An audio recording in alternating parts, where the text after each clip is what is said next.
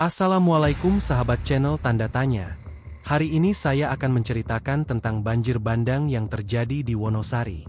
Sarni, seorang wanita yang mendapati mimpi tentang datangnya banjir bandang berusaha memperingati warga desa untuk bertaubat tetapi dianggap mengganggu. Mereka memasungnya di sebuah pondok kecil. Namun sebelum ceritanya dimulai saya sarankan like dan subscribe ke channel ini, agar membantu saya lebih semangat dalam membuat alur cerita seperti ini. Kemarau panjang melanda Wonosari tanpa ampun. Sudah lebih dari 1 tahun hujan tak menyentuh tanah desa. Sawah mengering, retak-retak seperti kulit ular yang mengganti sisiknya. Sumur-sumur yang dulunya penuh air, kini hanya menyisakan lumpur hitam di dasarnya. Warga desa mulai putus harapan. Daun jati berguguran sebelum waktunya, dan angin panas menampar wajah setiap orang yang melangkah keluar rumah. Dari pagi sampai petang, debu beterbangan seperti abu dari bara yang tak pernah padam. Warga tak lagi membicarakan panen atau ladang, melainkan soal air, dan air. Setiap hari adalah pertarungan dengan dahaga. Kepala desa, Mbah Rono, akhirnya mengadakan pertemuan di balai desa. Orang-orang berkumpul, duduk bersila dengan wajah lelah. Di sana, salah satu tetua mengusulkan sesuatu yang terdengar akrab namun kelam. Kita harus kembali pada cara lama, ucapnya sambil memandangi langit yang tak berawan. Dulu, saat kemarau panjang seperti ini, nenek moyang kita meminta hujan kepada penunggu pohon beringin tua di tengah desa. Beberapa warga mengangguk. Ada yang ragu, tapi banyak pula yang mulai percaya bahwa doa biasa tak lagi cukup. Mereka mulai menyiapkan sesajen. Kepala ayam, bunga 7 rupa, dan dupa mulai diletakkan di bawah pohon beringin. Asap mengepul perlahan, naik ke udara kering seolah membawa harapan palsu ke langit. Malam-malam berikutnya, warga mulai mendatangi dukun tua bernama Mbah Legi. Ia dikenal mampu berbicara dengan roh penjaga hutan. Setiap kali ia menggelar ritual, warga bersorak kecil ketika langit mendung meski tak pernah turun hujan. Sarni, seorang wanita sederhana yang tinggal di pinggiran desa, hanya bisa menyaksikan semua itu dari jauh. Ia telah melihat keanehan dalam mimpi-mimpinya. Suara yang tak tampak berbicara padanya dalam gelap. Air mengalir deras, membawa mayat dan puing-puing rumah. Suara itu berkata, "Peringatkan mereka. Mereka telah memalingkan hati dariku." Awalnya, Sarni mencoba berbicara dengan Mbah Rono. Ia datang ke balai desa, membawa air minum dan sehelai kain basah untuk mengelap peluh. "Pak Rono, saya mohon, hentikan semua ritual itu. Kita hanya boleh meminta hujan kepada Allah, bukan kepada pohon atau roh hutan," katanya dengan suara gemetar. Mbah Rono hanya tersenyum tipis, kemudian menepuk bahunya. "Sarni, kalau hanya berdoa saja, kenapa tak hujan-hujan juga?" Sarni tak menyerah. Ia berkeliling dari rumah ke rumah, berbicara dengan ibu-ibu yang sedang menimba air, dengan petani yang tengah menyiangi ladang keringnya, dan dengan anak-anak yang bermain debu di pelataran rumah. "Kalau kita tetap begini, Allah akan murka. Aku bermimpi, air besar akan datang dan menghanyutkan semua," katanya berkali-kali. Tapi waktu berjalan, hari berganti bulan, dan hujan tetap tak turun. Sarni mulai dijauhi. Ada yang menyebutnya terlalu fanatik. Ada yang bilang pikirannya sudah rusak karena kesepian. Beberapa anak-anak mulai mengejeknya saat ia melintas. "Tante mimpi banjir, padahal panas terus," seru mereka sambil tertawa. Warga yang semula hanya ragu, kini mulai merasa terganggu. Terlebih ketika Sarni nekat menghentikan ritual sesajen 1 malam. Ia membuang bunga dan ayam dari bawah pohon beringin, membuat marah para tetua adat. Dia sudah keterlaluan. "Kalau terus dibiarkan, bisa membuat kita benar-benar celaka," kata Mbah Legi sambil menatap kosong ke arah rumah Sarni. Dan malam itu, langit kembali bersih. Tak ada hujan, hanya keheningan, dan bisikan angin yang seperti membawa kabar buruk yang belum tiba. Suara gamelan terdengar lirih dari tengah desa. Irama pelan tapi magis, mengiringi prosesi baru yang digelar warga sebagai bagian dari permintaan hujan. Mereka menyebutnya tarik hujan, sebuah ritual lama yang dulu hanya dilakukan saat benar-benar terdesak.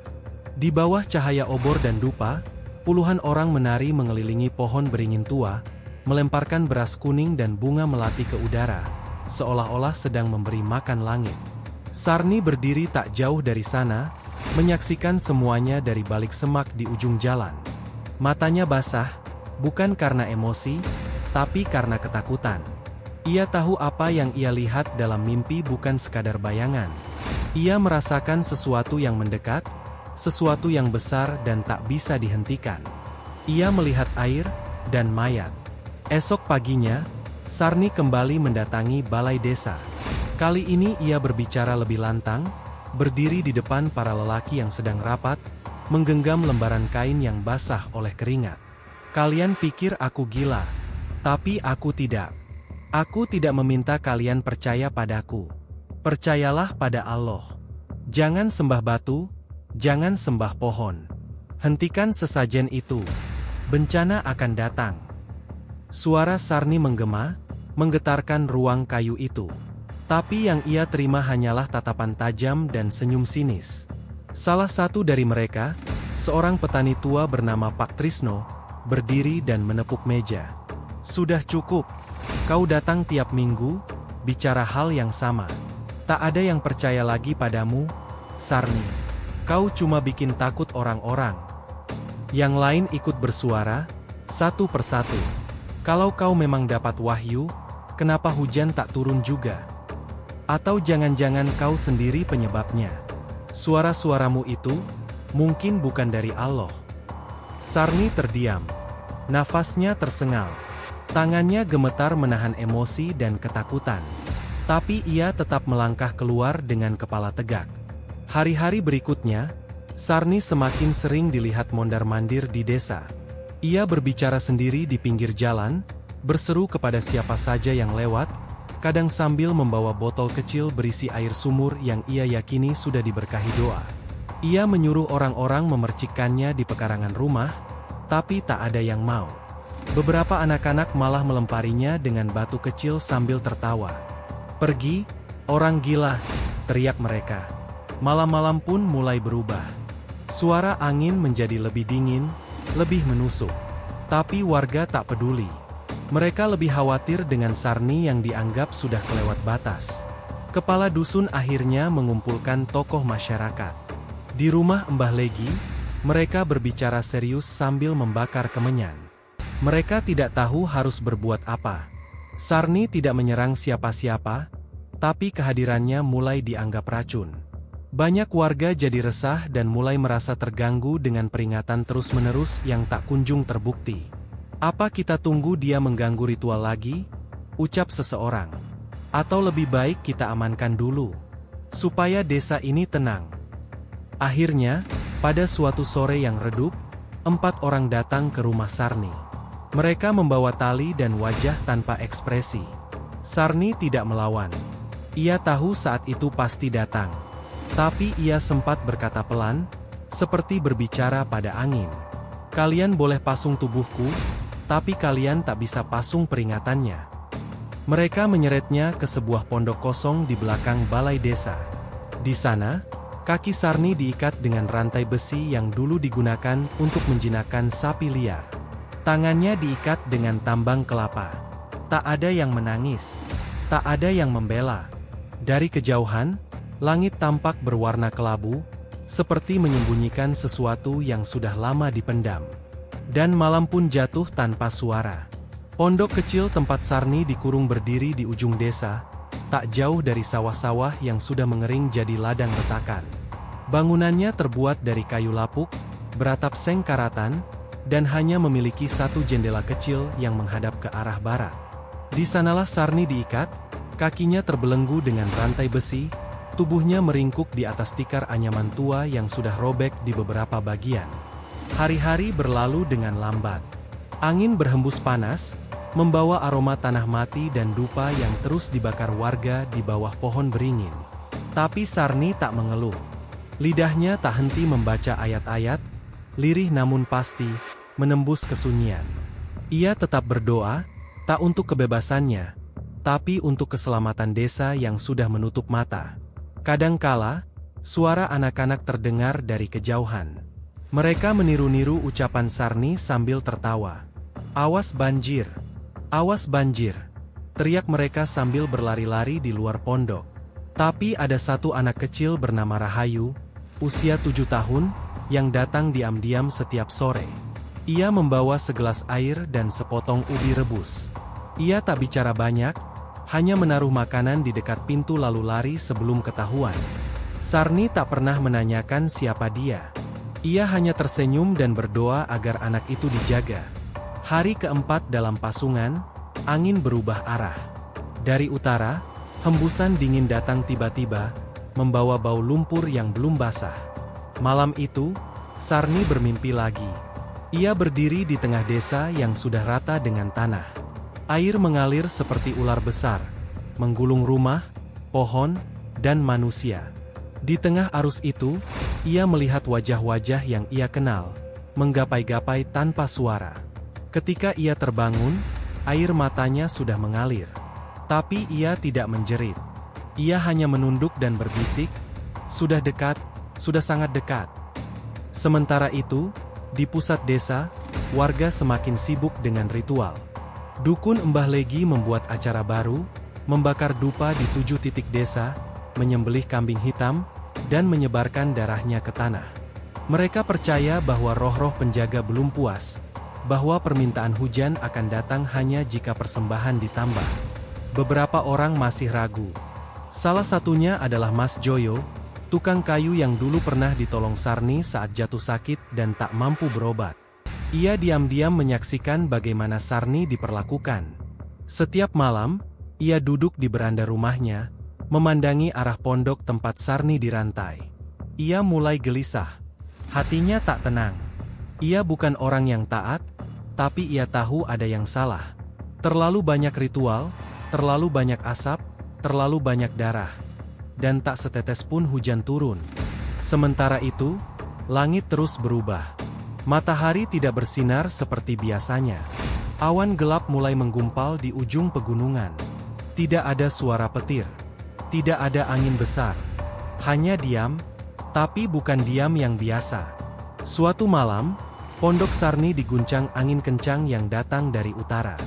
Seng atap berbunyi keras, dan jendela kecil terbuka sendiri. Sarni terbangun, melihat keluar. Di kejauhan, samar-samar, ia melihat aliran air kecil melintasi jalan kering. Bibirnya bergumam, "Itu bukan air biasa, itu permulaan." Di pagi hari, warga menemukan jejak air di beberapa titik. Tapi mereka justru senang. Mereka mengira itu tanda bahwa ritual mereka berhasil. Mbah Legi bahkan mengumumkan bahwa banjir kecil akan menyuburkan tanah.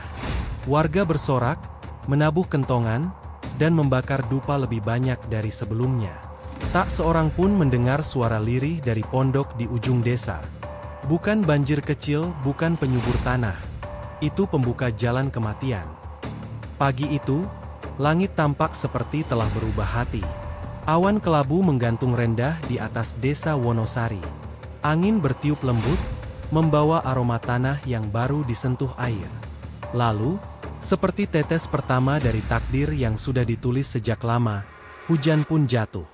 Tetes-tetesnya kecil, nyaris tak terdengar. Tapi saat menyentuh tanah yang telah lama retak, suara itu seperti nyanyian. Suara yang ditunggu-tunggu selama lebih dari 1 tahun. Anak-anak kecil berlarian di jalanan. Wajah mereka ceria, menengadah ke langit, membiarkan tubuh mereka dibasahi hujan pertama. Orang-orang tua keluar dari rumah mereka sambil mengangkat tangan, tertawa bahagia. Beberapa perempuan menari di halaman rumah, mengangkat kain jarik sambil bersenandung syair lama tentang hujan. "Pangeran Langit sudah dengar doa kita," kata seorang ibu sambil menabur bunga ke halaman. Di tengah lapangan desa, warga berkumpul. Di bawah pohon beringin yang sudah menjadi pusat upacara selama berbulan-bulan, Mbah Legi berdiri tegak dengan pakaian hitamnya yang basah kuyup. Di tangan kanannya ada dupa menyala, Di tangan kirinya sebuah kendi berisi air hujan yang baru ditadah. Mereka menyalakan gamelan, memanggil para penari. Musik mulai mengalun. Irama kendang dan gong menggetarkan tanah yang masih basah setengah. Tari, Tirta Nirmala, digelar. Sebuah ritual kuno yang menurut mereka dapat menjaga hujan tetap turun dan menjauhkan mara bahaya. Syukur, syukur, teriak mereka sambil menari memutar. Air adalah anugerah para leluhur. Tak ada satupun yang menyebut nama Allah. Tak satupun yang mengingat peringatan Sarni. Mas Joyo berdiri di antara kerumunan, diam. Senyumnya tidak selebar yang lain. Matanya tidak seterang warga lain. Ia menoleh ke arah utara, ke arah pegunungan, dan melihat gumpalan awan yang makin tebal. Ia tidak berkata apa-apa, hanya merasa ada yang tak beres. Di dalam pondok sempit, Sarni duduk dengan punggung bersandar pada dinding kayu yang lembab. Rantai masih melingkar di kakinya, tapi air mata membasahi pipinya bukan karena derita. Ia bisa mendengar suara gamelan dari kejauhan, bisa membayangkan bagaimana mereka berpesta. Tapi ia tahu, ini bukan hujan berkah.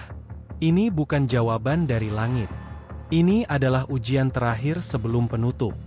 Hujan semakin deras. Tetes-tetesnya kini menghantam atap pondok seperti dentuman.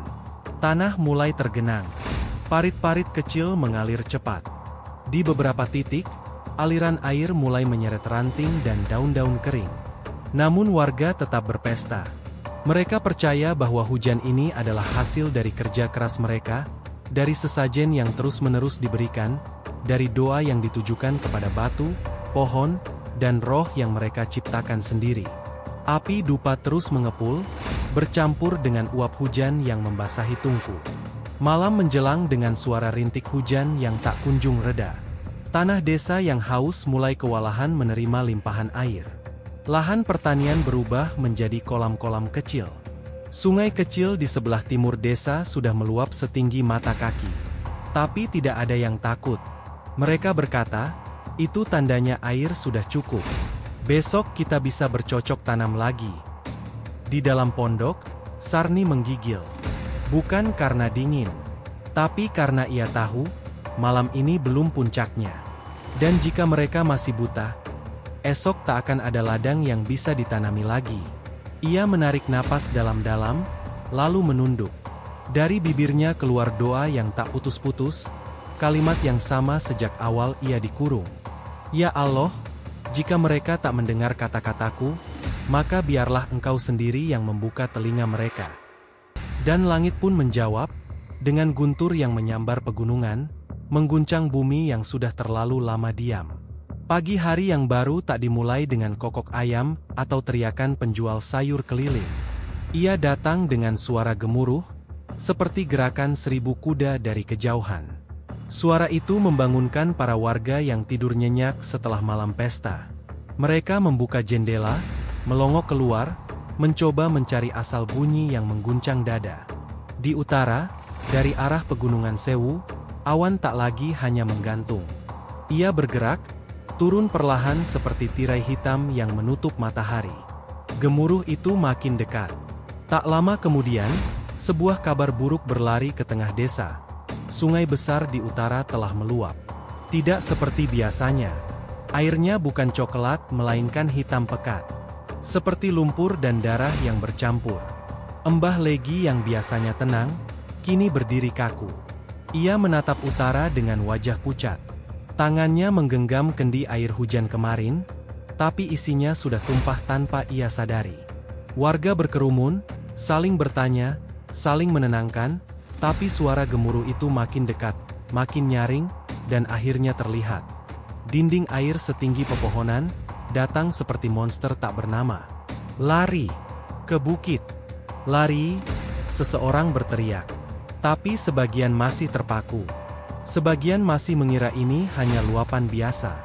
Namun ketika air itu menghantam ladang pertama, menghancurkan gubuk dan menyeret kerbau dalam sekejap, ketakutan mereka berubah nyata. Jerit anak-anak, tangis perempuan, dan teriakan lelaki saling bertubrukan di udara. Semua berebut keluar dari rumah, membawa apa yang bisa digenggam. Tidak ada lagi upacara. Tidak ada lagi dupa. Tak satu pun ingat ritual. Mas Joyo berlari menuju rumahnya, menarik istrinya dan anaknya. Namun di tengah pelarian, ia berhenti sejenak, matanya mengarah ke ujung desa. Pondok Sarni, dia masih di sana. Ia ragu. Waktu begitu sempit. Tapi ada sesuatu dalam dadanya yang tak bisa ia abaikan. Ia menyerahkan anak dan istrinya ke tetangga, lalu berbalik arah, berlari melawan arus orang yang kabur. Di sisi lain desa, air mulai merambat masuk ke halaman pondok. Tanah berubah jadi lumpur. Pagar bambu patah diterjang arus kecil yang semakin deras. Dalam pondok, Sarni tetap duduk di tempatnya. Rantai masih melingkar di kakinya, tapi matanya menatap langit. Ya Allah, jika ini waktunya, maka kuatkan aku. Pintu pondok terbuka tiba-tiba. Mas Joyo muncul, napasnya tersengal, bajunya penuh lumpur. Sarni, kita harus pergi. Ia mendekat, melihat rantai di kakinya. Ya Allah, mereka benar-benar mengikatmu. Dengan palu besi yang ia bawa dari rumah, ia menghantam rantai itu. 1, 2, 3 kali, hingga besi berkarat itu patah. Sarni bangkit, meski kakinya lemah. Mas Joyo mengangkatnya, memapahnya keluar. Tapi air sudah sampai di jalan. Mereka tak bisa lewat jalan utama. Hanya ada satu arah, tebing kecil di belakang pondok, tempat pohon besar tumbuh dan akar-akarnya menjulur seperti tali. Mereka memanjat dengan susah payah. Lumpur membuat kaki terpeleset, tapi Mas Joyo tak berhenti menarik Sarni ke atas. Dan ketika mereka sampai di puncak, mereka menoleh, dan melihat desa Wonosari mulai tenggelam. Rumah-rumah dihantam air. Pohon beringin tumbang. Warga yang tak sempat lari terbawa arus. Dari atas tebing, Sarni menangis bukan karena luka di tubuhnya, tapi karena semua yang ia coba selamatkan tak percaya pada waktunya. Namun dari kejauhan, di sisi lain bukit, tampak sejumlah warga selamat. Mereka berdiri, basah kuyup, menatap kehancuran yang menelan rumah mereka. Salah satunya, Mbah Legi, terduduk di tanah, menggenggam abu dupa yang tak lagi berarti. Dan di antara suara tangis dan gemuruh air, hanya satu suara terdengar jelas di telinga mereka semua. Suara hati mereka sendiri, yang kini mulai bertanya, selama ini, siapa yang benar? Dari atas tebing, Sarni dan Mas Joyo melihat panorama yang menakutkan. Desa Wonosari yang dulu ramai, kini hanya sebuah lautan air. Rumah-rumah tenggelam hingga ke atap, jalan-jalan yang dulunya dipenuhi suara tawa anak-anak kini tertutup genangan air hitam pekat. Suara jeritan masih terdengar samar, teredam oleh deru air yang tak berhenti. Mas Joyo menggenggam tangan Sarni dengan erat. Air matanya sudah bercucuran, bukan hanya karena takut, tapi karena rasa bersalah. Ia sudah tahu sesuatu akan terjadi, namun tak pernah cukup berani untuk mempercayai peringatan Sarni. Ini semua salahku, bisiknya. Sarni menatapnya, matanya penuh ketenangan yang tak seharusnya dimiliki seseorang dalam kondisi seperti itu. Bukan salahmu, Joyo. Bukan salah siapapun di sini, katanya lirih. Ini peringatan dari Allah. Semua yang terjadi adalah akibat dari apa yang sudah kita lakukan. Mereka menolak peringatan, menutupi kebenaran, dan kini saatnya mereka merasakan akibatnya. Mas Joyo hanya terdiam. Ia merasa kebingungannya semakin besar. Namun ia tahu, apa yang Sarni katakan benar. Ia tak bisa lagi menyalahkan siapapun. Di bawah, beberapa orang yang berhasil selamat dari banjir mulai mendaki bukit tempat Sarni dan Mas Joyo berada. Di antara mereka, Rahayu, anak kecil yang selalu datang memberi Sarni makanan. Ia terbatuk-batuk, wajahnya pucat pasi. Namun matanya tampak penuh harapan ketika melihat Sarni dan Mas Joyo. Bu Sarni, kita selamat. Rahayu berteriak, tetapi suaranya tenggelam oleh deru air yang masih mengalir. Sarni hanya mengangguk. Ya, Rahayu. Tapi ini baru permulaan. Semua yang selamat, harus belajar dari apa yang terjadi. Satu persatu, warga yang masih hidup mulai berkumpul di puncak bukit. Ada yang membawa anak, ada yang hanya bisa membawa diri mereka sendiri. Mereka berdiri di sana, bingung, ketakutan, dan masih belum sepenuhnya sadar akan apa yang terjadi. Mbah Legi juga sampai di bukit itu. Wajahnya sangat berbeda dengan yang Sarni kenal. Terlihat lelah dan patah hati, pria tua itu kini duduk bersandar pada batu besar. Tatapannya kosong, seolah matanya belum sepenuhnya bisa menerima kenyataan. "Maafkan kami, Sarni," ucapnya pelan. Kami terlalu terlena. Tidak mendengarkanmu. Kami terlalu sibuk dengan tahayul dan amalan yang tidak pernah membawa berkah." Sarni mendekat, menundukkan kepala. "Tidak ada yang perlu dimaafkan, Mbah. Ini bukan tentang siapa yang benar atau salah. Ini tentang bagaimana kita memperbaiki diri setelah semua ini. Kita harus kembali kepada jalan yang benar, jalan yang mengarah pada Allah." Suasana hening sejenak. Tak ada yang bisa berkata-kata. Hanya suara gemericik air yang mulai mereda dan angin yang berdesir lembut. Namun, di tengah keheningan itu, terdengar suara keras dari kejauhan. Suara yang semakin dekat. Bukan suara air, tetapi suara mesin. "Sebuah kapal," teriak seseorang dari kelompok warga. Sarni dan Mas Joyo menoleh, melihat sebuah perahu besar yang perlahan mendekat. Para penyelamat datang, pihak pemerintah dan tim relawan, untuk membantu evakuasi. Namun, bukan itu yang lebih penting bagi Sarni. Matanya memandangi desa yang tenggelam di bawah sana, dengan hati yang penuh keprihatinan. "Apa yang akan kita lakukan setelah ini?" tanya Mas Joyo.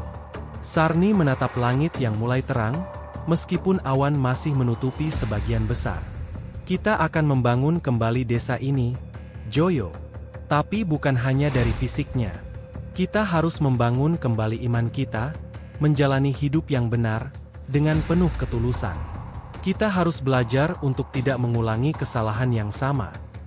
Saat itulah mereka semua melihat sesuatu yang menakjubkan. Di tengah-tengah hujan yang masih turun perlahan, matahari mulai muncul dari balik awan. Cahaya emas memancar di atas desa yang hancur. Terlihat samar-samar pelangi yang terbentuk di langit, tanda bahwa setelah badai besar, ada harapan baru.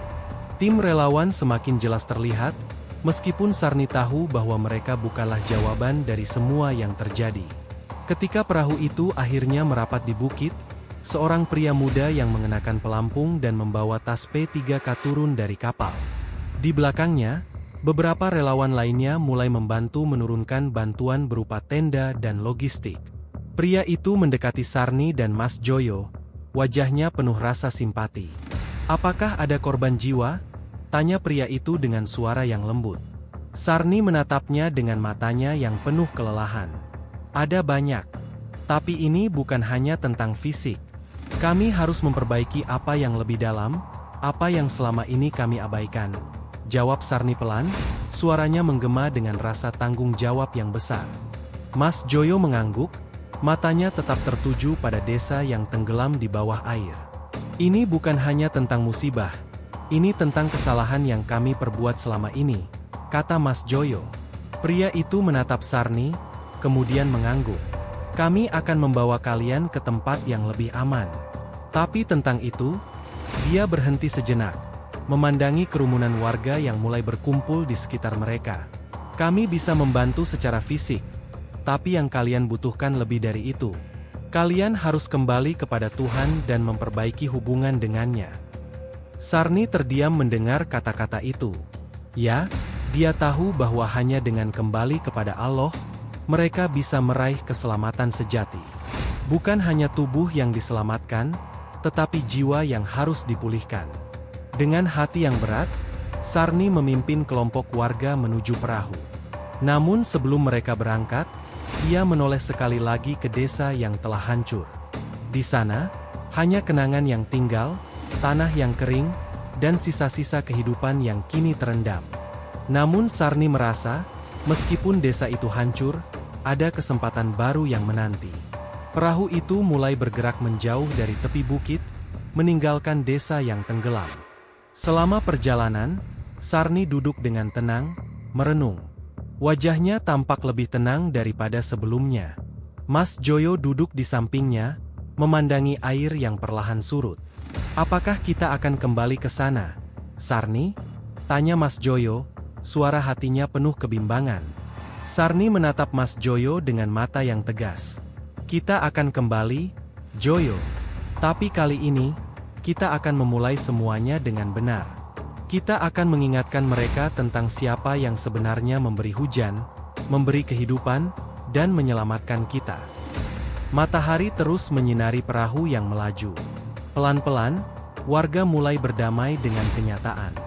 Ada kesedihan di wajah mereka, namun ada juga penerimaan. Semua ini, meskipun pahit, memberikan kesempatan untuk memulai lagi dari awal. Mungkin desa mereka hancur, tetapi hati mereka yang hancur dapat disembuhkan, asalkan mereka bersedia untuk kembali ke jalan yang benar. Di tengah perjalanan itu, Sarni memandang keluar, merasakan kehadirannya di setiap angin yang menyapu wajahnya.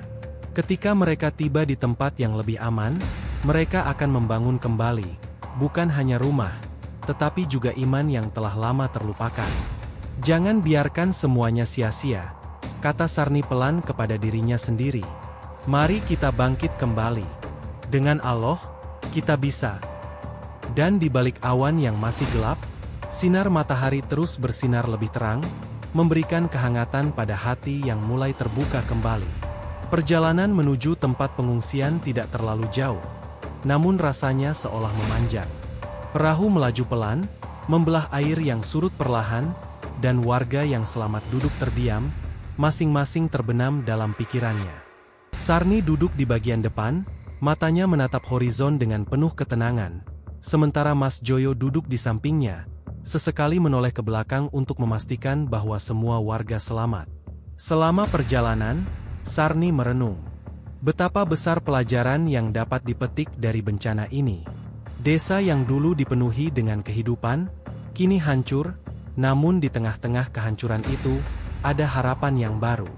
Harapan yang hanya bisa dicapai jika mereka semua bersedia kembali pada jalan yang benar. Sesampainya di pengungsian, warga mendapat bantuan logistik dan tempat untuk tinggal sementara. Semua bekerja keras, saling membantu, meskipun masih ada rasa cemas yang menghinggapi hati mereka. Namun, Sarni tahu bahwa ini adalah kesempatan yang mereka miliki untuk memperbaiki diri, untuk mulai kembali dan memperbaiki hubungan mereka dengan Allah. Beberapa hari kemudian, air yang menenggelamkan desa mulai surut. Tanah yang dulunya dipenuhi genangan air kini kembali tampak, meskipun masih ada bekas-bekas kehancuran di sana-sini. Namun, di balik itu semua, ada peluang baru bagi warga untuk membangun kembali desa mereka. Hari itu, Sarni dan Mas Joyo bersama beberapa warga yang sudah kembali ke desa berdiri di tengah-tengah puing-puing rumah mereka. Mereka mulai membersihkan sisa-sisa banjir, membangun kembali rumah yang rusak, dan memperbaiki kebun yang terendam. Namun yang lebih penting lagi, mereka mulai memperbaiki hati mereka. "Sarni, kita akan mulai dengan apa yang benar. Tidak ada lagi yang bisa menghalangi kita," kata Mas Joyo, matanya penuh tekad. Sarni mengangguk. "Ya, Joyo. Kita akan bangkit lagi, dan kali ini kita akan membangun desa ini dengan cara yang benar. Dengan keimanan kepada Allah, bukan dengan cara yang salah. Ini bukan hanya tentang rumah-rumah yang hancur, tetapi tentang hati yang kembali kepadanya." Warga mulai bekerja sama, saling membantu tanpa merasa ragu atau khawatir. Semua menyadari bahwa hanya dengan kebersamaan, dengan iman yang kokoh, mereka bisa bangkit dari apa yang telah terjadi. Selama beberapa minggu berikutnya, desa Wonosari yang dulu hancur perlahan mulai kembali berdiri. Rumah-rumah diperbaiki, kebun-kebun yang dulu rusak mulai dihijaukan kembali. Tetapi yang lebih penting lagi, hati mereka yang dulu terpecah kini mulai bersatu, dan mereka mulai menjalani hidup mereka dengan lebih mendekatkan diri kepada Allah. Di tengah-tengah desa yang mulai pulih itu, Sarni berdiri, memandang ke langit yang cerah. Ia tahu, meskipun desa mereka telah hancur, yang lebih penting adalah bagaimana mereka bangkit. Kini mereka memiliki kesempatan untuk memperbaiki diri, Dan Sarni yakin bahwa Allah akan selalu bersama mereka, selama mereka berjalan di jalannya. Sarni melangkah ke arah Mas Joyo, yang sedang menata kembali kebun mereka. "Kita akan membangun yang terbaik, Joyo," kata Sarni dengan senyuman yang penuh makna. Mas Joyo menoleh, tersenyum lebar. "Kita sudah memulai dari awal, Sarni. Dari sini, kita akan melangkah lebih baik." Mereka terus bekerja bersama, memperbaiki desa dan membangun hidup baru. Meski ujian datang begitu besar, mereka tahu bahwa setiap ujian adalah kesempatan untuk kembali kepada jalan yang benar. Mereka berjalan dengan penuh keikhlasan, dengan harapan yang tak pernah padam. Di desa yang mulai pulih itu, kesadaran baru tumbuh. Semua orang mulai mengingat kembali apa yang sebenarnya penting dalam hidup ini, keimanan kepada Allah dan kejujuran dalam setiap tindakan. Kini, mereka bukan hanya membangun rumah, tetapi juga hati yang lebih baik, menuju kehidupan yang lebih penuh makna. Dan desa Wonosari, meskipun pernah dihantam bencana, kini kembali menjadi saksi bagi perjalanan panjang menuju kebenaran. Terima kasih sudah menonton alur cerita kali ini. Jangan lupa untuk menekan tombol subscribe dan nyalakan lonceng notifikasinya agar tidak ketinggalan update cerita seru lainnya. Jika ada saran atau request alur cerita yang ingin dibahas, silahkan tuliskan di kolom komentar. Terima kasih banyak.